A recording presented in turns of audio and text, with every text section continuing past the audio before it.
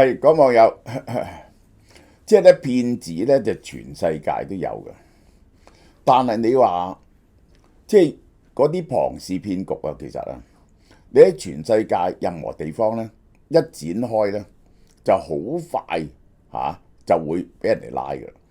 即係呢個商業呢個緬甸嗰啲電信詐騙就唔同啦，佢係呃咗你去，就唔係一種龐氏騙局。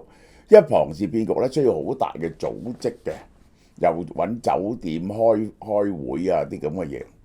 咁尤其是喺大陸啲咁嘅地方，有乜可能唔知啊？由 P2P 咧，當日咧好多年前李克強咧就話呢個係全民創新啊嘛 ，P2P 咧就搞咗幾千億。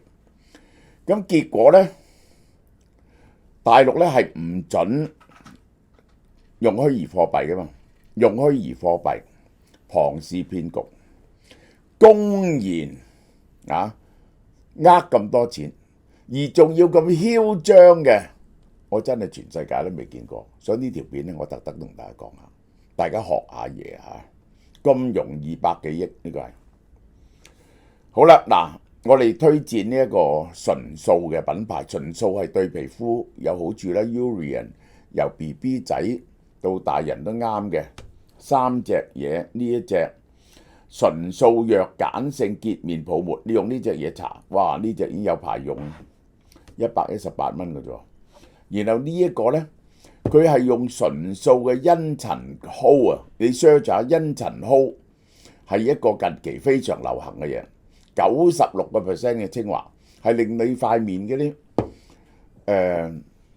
令你塊面呢一個嘅顏色均勻抗氧化嘅，然後你再用呢隻有 AHA、PHA 嘅，就係你有呢兩隻，梗係去咗啲角質，換一換啲皮膚咧。然後佢有呢一個呢個積雪草嘅積雪草咧，大家都知對個皮膚好好嘅。就 rebirth 過你嘅皮膚，令你皮膚幼嫩嘅。咁而家9折啊，大家支持下啊！好啦，呢個人好嘢，黃鑫，名叫鑫康家，哇！鑫康家咩意思啊？嘅理財平台，呢啲理財平台點解會冇人管？200萬會員冇辦法出金，平台瞬即癱瘓。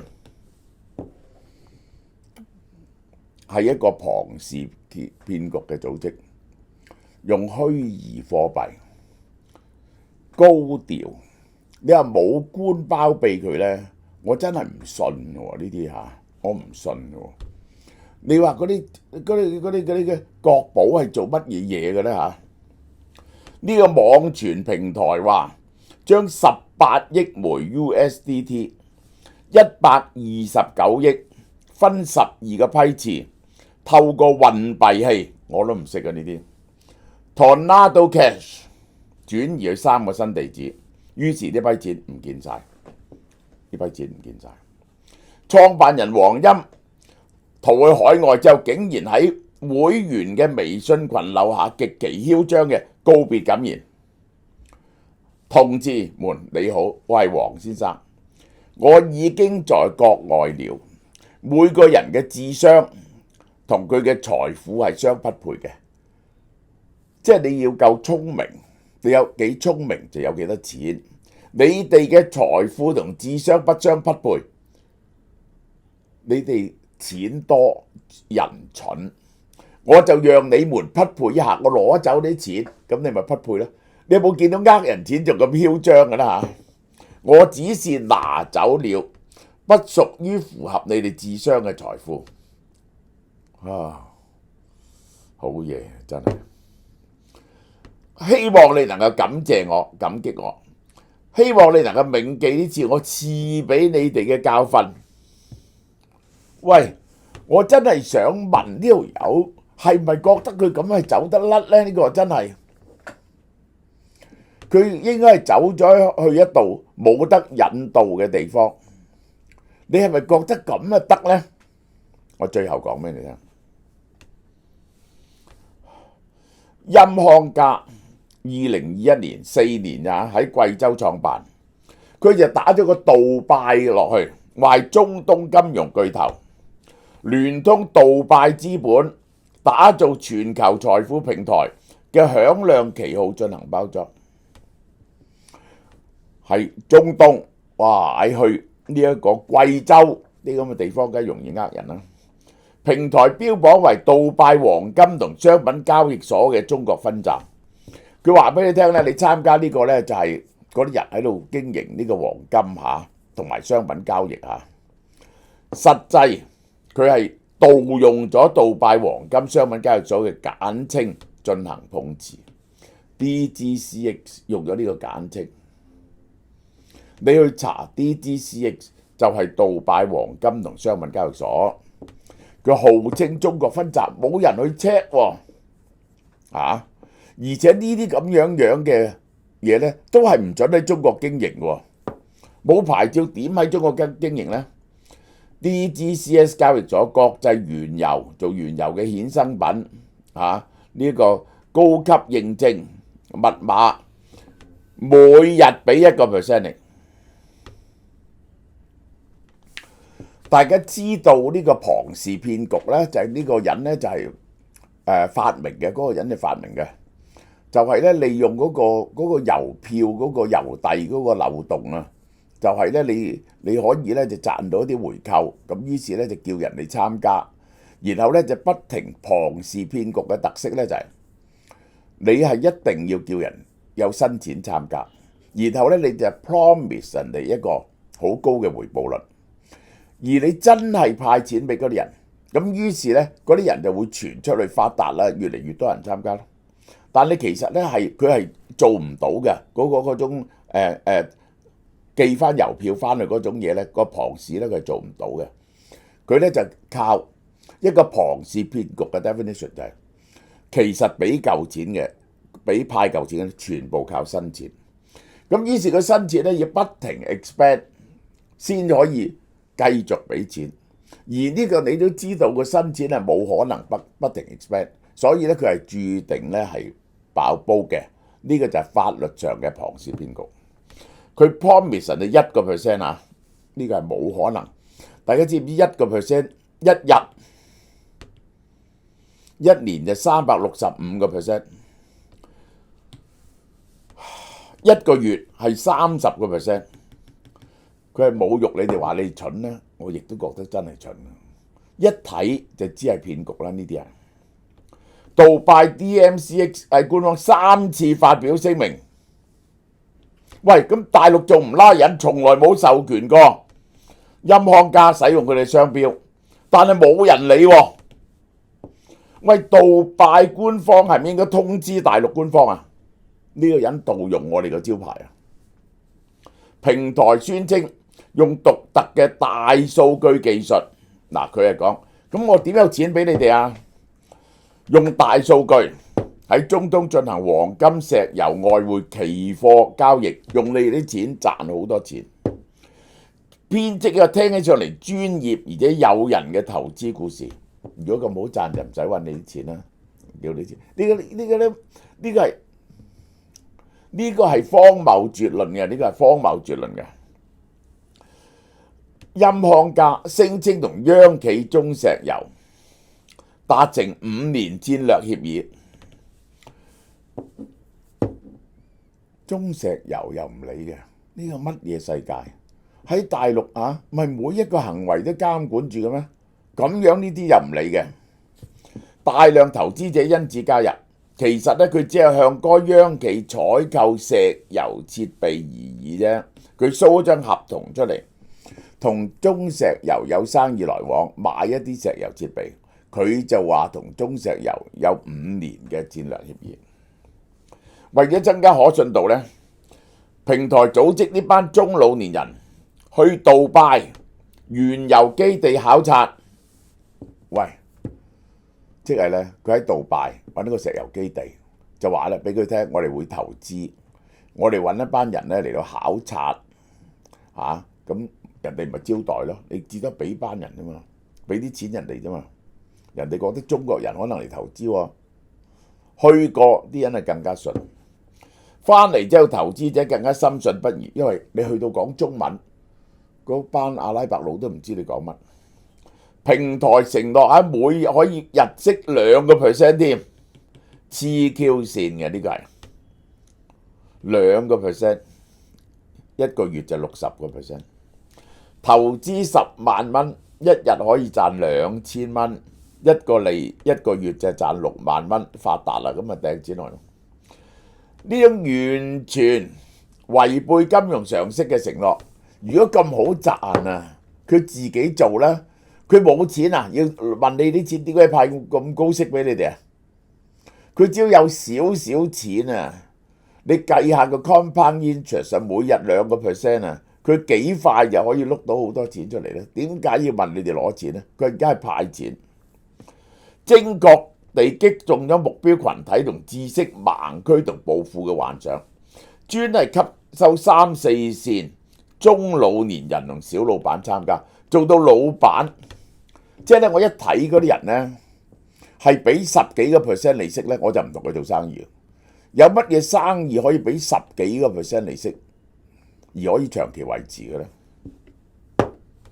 為咗將雪球滾大咧，佢又整咗傳銷嘅兵團式9級架構，一個會員推薦9個人入會就可以升級做排長，獲得180蚊獎金、90蚊美金嘅保底薪。即係點講呢？你要入會咧，最低限度都有個額嘅，可能1萬蚊1萬蚊人民幣咁。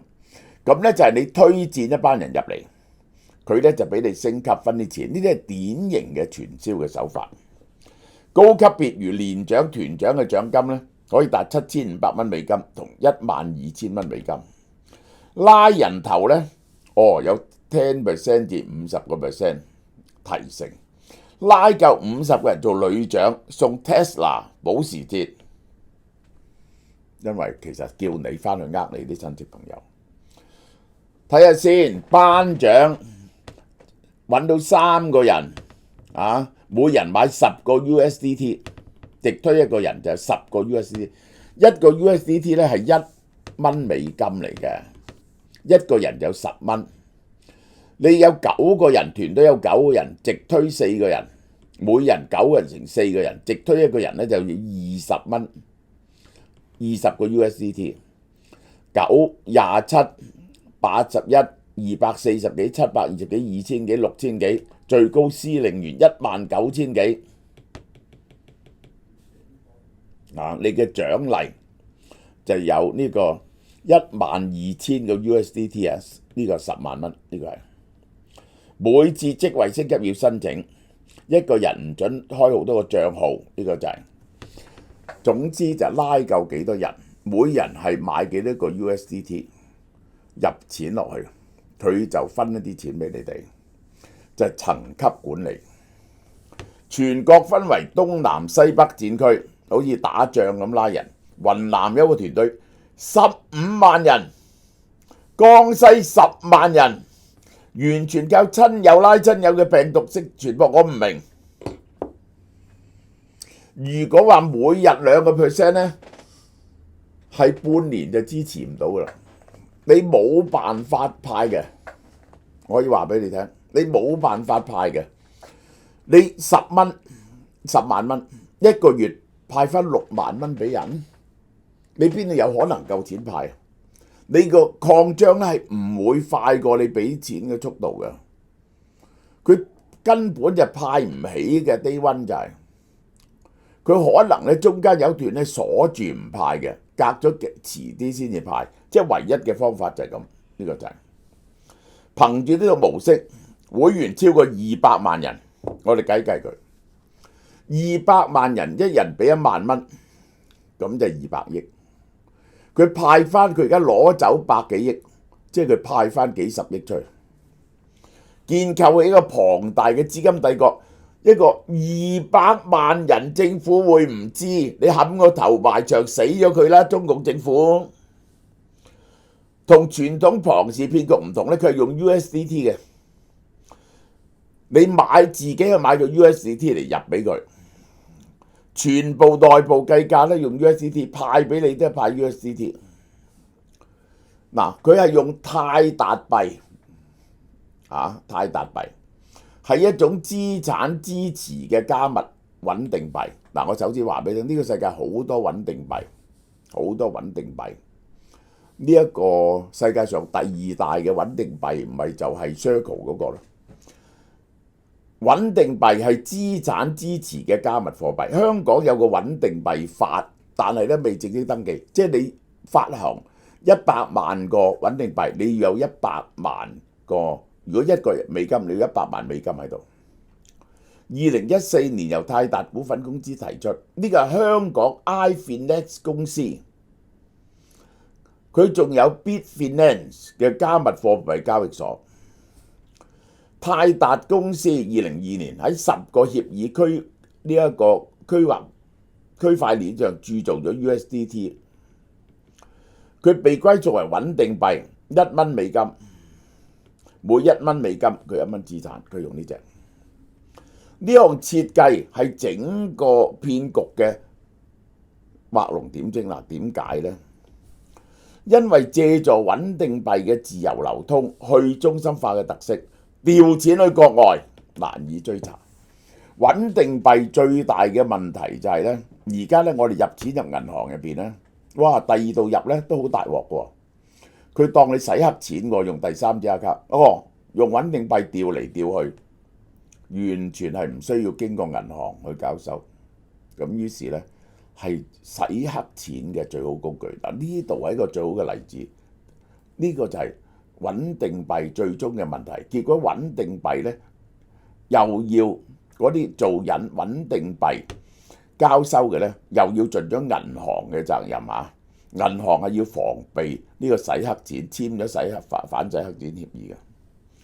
透過讓會員自行將人民幣兌換，你要將人民幣兌換 USDT 先投入平台。操盤手呢就唔使自己經手人民幣兌換啦，唔會驚動到銀行，因此減低咗資金冒續階段被監管發現，因為佢都唔係收錢，唔關佢事。因為咧，如果佢好多現金喺度流動嘅話咧，銀行就會警覺。而家咧係你去買穩定幣嚟俾佢，嗱，呢個係一個聰明嘅方法。更重要嘅咧，呢個為最終捲款跑路鋪平咗道路。鑑於 USDT 喺國際上嘅自由流通嘅特性，將巨款轉移出境。不過加密錢包撳幾個掣啫，呢個掣嗱，呢個係平台結構工學公司作為合法外逃。工商資料證明咧，佢註冊資本3000萬嘅實繳資本係0，辦公室係300-500蚊租翻嚟嘅共享辦公室。呢個黃鑫2024年10月預備走佬啦，佢投資移民獲得聖基茨護照喺呢度，喺加勒比海呢度。呢個3萬幾人嘅英聯邦國家護照可以免簽160幾個國家，準備逃走。事實上，監管機構已拉響警報。2024年10月，點解唔拉佢？宜賓市呢個打非辦話佢冇資質預警，冇資質集資，全世界都係重罪。2025年1月。呢個徐州區財政局發出風險提示，呢間公司點解唔採取行動？發乜 Q 嘢提示？收受存款呢？咁樣叫人哋收受，其實係收受存款呢，係嚴重嘅犯法。同年4月，拱院打非領導小組再次點名陰家涉嫌非法集資。6月初，湖南省委金融委員會表示平台存在較大非法集資嘅風險，你去死啦！搞咗200億，你搞咗200億，200萬人，然後面對直推翻回 rebate 20%， 團體績效分紅呢啲有人話術，依然有大量嘅投資者保着擊鼓傳花，最後一棒唔係我。即係點呢？即係咧，佢知佢係呃嘅有啲人，但係只要我好快攞到個報酬咧，唔關我事。呢個就係平台承諾每日賺1%， 1萬塊，每日100蚊。呢種拆東牆補西牆嘅模式，最後必然爆雷。2025年初咧，平台規定10萬蚊以下咧，就要收10% 手續費。嗱，佢開始俾少啲錢，20萬蚊以上要排隊。後來咧就唔俾你攞現金，而且咧仲呃你話要繳20% 稅先就可以提錢，反揾各種理由推脫，直至6月爆雷。即係佢初俾啲少錢之後咧，佢就揾好多藉口拖住你啲錢，然後一路累積呢筆錢，直至到爆雷。估計被騙人多數嚟自3、4線城市嘅中老年人同小老闆。好多人知道係騙局，但覺得自己可以提前走佬，最終成為韭菜。琴晚喺 Clubhouse 度仲有網友話：請你去泰國做嘢。你本來早開2萬蚊嘅，俾3萬蚊，你都知係呃人㗎啦。點解要去啊？抵死咯！喂，蠢唔係一種罪嚟喎，呢個係覺得都係要請個香港人幫下手啦，俾多少錢，去泰國老笠咗去緬甸或者柬埔寨，咁點解嗰條友會抵死？即係等於呢啲人。6月25號攞唔到錢，6月26號全面癱瘓。爆雷前48小時，佢個情婦用旅遊簽攜帶大量 USDT 飛去加拿大，因為去唔到佢嗰笪地方啊！佢嗰笪地方好細嘅，而且長期喺嗰笪地方都生無可戀啦。佢就攞住呢個簽證，我諗就匿埋起上嚟，周圍去匿。公安迅速調查，凍結1.2億你去死啦！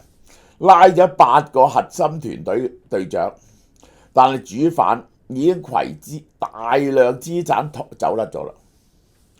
維權組織已經報案嘅62萬人，42% 承認自己為咗能夠提現咧，將親朋好友拉落水嚟追債。而家被追債，即係咧我入咗10萬蚊。咁我點樣可以有現金派呢？就介紹我啲親戚朋友嚟，佢立即喺你親戚朋友嗰啲錢咧俾翻啲錢你。於是呢，而家咧就大鑊啦，俾啲親戚朋友追啦。江西警方2025年7月通報呢個團伙核心成員，2025年7月使用多層代詞架構，黃先生即係前台傀儡，真正嘅操盤手喺境外遙遙指揮。呢個都可能係嘅。案件引述加密貨幣交易所風控收緊 ，OKX 等平台加強對可疑交易監管。乜嘢叫可疑交易啊？呢啲咧係冇登記嘅，呢啲穩定幣係任你交易嘅。一啲睇似常規操作同用 VPN 登入可以觸發警報，導致帳號凍結。我問你啊！你而家可唔可以凍結佢嗰啲穩定幣啊？唔知，因為你根本追蹤唔到。呢啲咁荒謬嘅嘢咧，我係喺中國見到啫。你有冇揾第二度見到咁樣嘅嘢咧？牽涉200萬人，係搞咗4年，牽涉200億，而仲係要咁囂張喺一個咁嚴密監控嘅社會入邊咧？我未聽過。可能第二度有嘅，唔該你俾啲例子我。好啦，琴日出咗篇 Circle 啊，最重要嘅就係琴日一早我已經出咗個7000字關於 Tesla 嘅策略。我定咗啲價錢出嚟，但係我唔係睇住個價錢，我睇住個新聞。幾時點樣操作咧？會有進一步指示嘅。遲啲咧又會出一條片。係講 Robinhood 嘅呢輪係我哋最新嘅服務嚇，10蚊嗰啲咧就有除咗聽我哋正常啲片啦，睇片先有交易日盤前同埋每週1篇嘅迷米財經報告，呢個就係7月限定 Patreon 10蚊同50蚊嘅年費都8折，咁就係仲有乜嘢服務咧？我數數俾大家睇，50蚊交易盤前。每週1篇迷米財經報告，我嘅投資實況，我嘅戶口俾你睇到，我嘅投資報告每逢星期日出，投資哲學方法講咗2講，呢個禮拜係第3講，聽日印度投資係第3講。IPO 有咩新股同話題，即係等於 Circle 啊、Robinhood 嗰啲，每個禮拜會有2-3篇嘅。迷米財經觀察，逢交易日中午及傍晚出俾你睇，呢個係呢個緊急消息，我用私信立即通知你嘅。